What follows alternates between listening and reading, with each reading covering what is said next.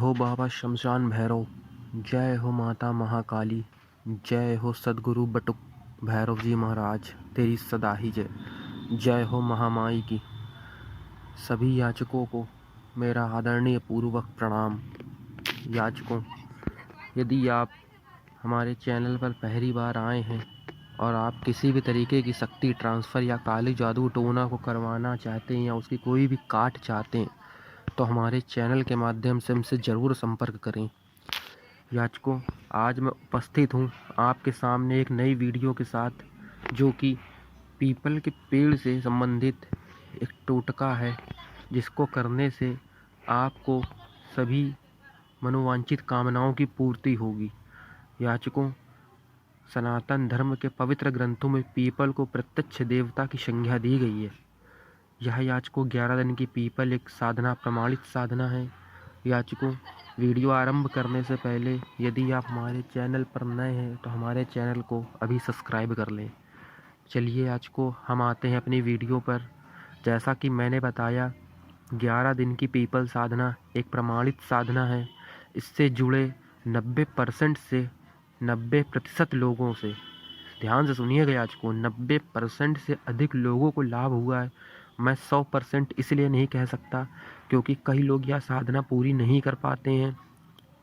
जैसा कि हमने आपको बताया कि जो भी उच्च कोटि की प्रमाणित साधनाएं होती हैं वह साधक की हमेशा से ही परीक्षा लेती हैं। वैसे ही इस साधना के बारे में भी होता है। यह साधना किस प्रकार से की जाती है, ध्यान से सुनिएगा याचकों। नंबर 1, आपके घर के पास कोई भी पीपल का बड़ा सा पेड़ होना चाहिए। घर के पास इसलिए बता रहे हैं क्योंकि आपको 11 दिन रोज़ प्रातःकाल उस पेड़ के पास बिना चप्पल पहने जाकर दूध अथवा जल चढ़ाना है और एक दिया जलाना है। साथ में 21 बार एक मंत्र को भी बोलना है। यदि पेड़ पास में है तो आप आसानी से कर सकते हैं। नंबर 2, 21 बार मंत्र को पेड़ के सामने खड़े रहकर हाथ जोड़कर बोलना है, फिर घर आना है। किंतु वहाँ से निकलने के बाद आपको घर आने तक उस मंत्र का मन ही मन में जाप करना होता है और पीछे मुड़कर नहीं देखना होता है। ना ही रास्ते में किसी से बात करनी होती है। यदि अगर ऐसा होता है तो आपकी साधना खंडित हो जाती है। कई बार लोगों के साथ ऐसा होता है कि जैसे ही वह पेड़ की पूजा करके लौटना चाहते हैं तो पीछे से उन्हें अपने ही किसी परिजन की आवाज़ सुनाई देती है और वह रुक कर पीछे मुड़कर देखता है। ऐसे समय पर आपकी साधना वहीं खंडित हो जाती है। और कभी कभी जब साधक पेड़ की पूजा करके घर लौटता है तब रास्ते में उसे कोई परिचित मनुष्य या अपरिचित मनुष्य मिलता है और उसे वार्तालाप करने का प्रयास करता है।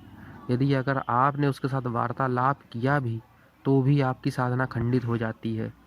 नंबर 3, पीपल पेय जल अथवा दूध सुबह नियमित समय के बीच चढ़ाना होता है, मंगलवार और रविवार को छोड़कर।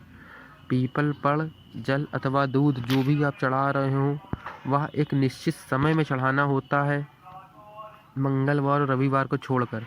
कभी कभी साधक नींद में रहता है और उसकी आंख नहीं खुलती और वह नहा धोकर अपनी पूजा पूरी नहीं कर पाता है। यह कभी वहाँ पर कोई मेहमान आ जाते हैं या आपके घर में कुछ ऐसे कार्य आ जाते हैं या साधक को आलस आ जाता है और आपकी साधना खंडित हो जाती है। आइए साधकों, मैं इसके कुछ नियम वह आपको बताता हूँ।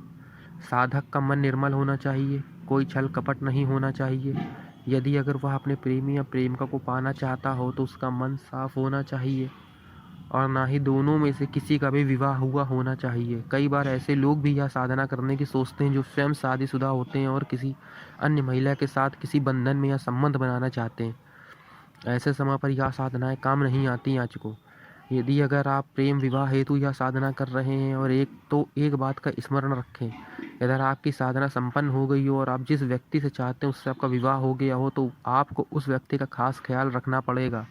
आप उसे बीच में छोड़ नहीं सकते, अन्यथा आपका नुकसान होने की संभावना अधिक होती है क्योंकि यह उस विधि की देन होती है। यदि अगर आप कर्ज मुक्ति हेतु यह साधना कर रहे हैं तो आपके ऊपर जो कर्ज चढ़ा हुआ है वह किसी अच्छे काम की वजह से चढ़ा हुआ है तो ठीक है, अन्यथा आपको पहले क्षमा याचना करके फिर साधना आरंभ करनी होगी। फिर भी कह नहीं सकते कि साधना संपन्न होगी या नहीं। बुरे कर्मों से चढ़ा हुआ कर्ज जो जुआ और सट्टा इत्यादि होते हैं वह सब होते हैं। यदि आप इस साधना को करना चाहते हैं तो हमारी वीडियो में कमेंट करके बताएं, आपको यह साधना बता दी जाएगी। यह एक पूरी तरह से शुद्ध सात्विक साधना है। मन का निर्मल एवं स्वच्छ होना अत्यंत आवश्यक है। इसमें कुछ विशिष्ट सामग्री चाहिए होती है, वह सामग्री मैं आपको बताता हूँ। इसमें आपको केवल एक तुलसी की माला की आवश्यकता होगी और 11 दिन जलाने हेतु 11 छोटे मिट्टी के दियों की आवश्यकता होगी। जो लोग मुफ्त में सब कुछ चाहते हैं वह संपर्क ना करें, क्योंकि दक्षिणा लेना हमारा अधिकार और देना जाता का कर्तव्य। यह साधना कई कारणों के लिए की जाती है, जैसे कि कर्जा मुक्ति, विवाह, प्रेम विवाह, सेहत से जुड़ी समस्या हो, तो ऐसे कई कारणों के लिए यह साधना की जाती है। साधना लगभग वैसी ही होती है, किंतु मंत्र बदल जाते हैं। केवल प्रेम विवाह हेतु जो साधना करी जाती है वह थोड़ी सी विभिन्न होती है।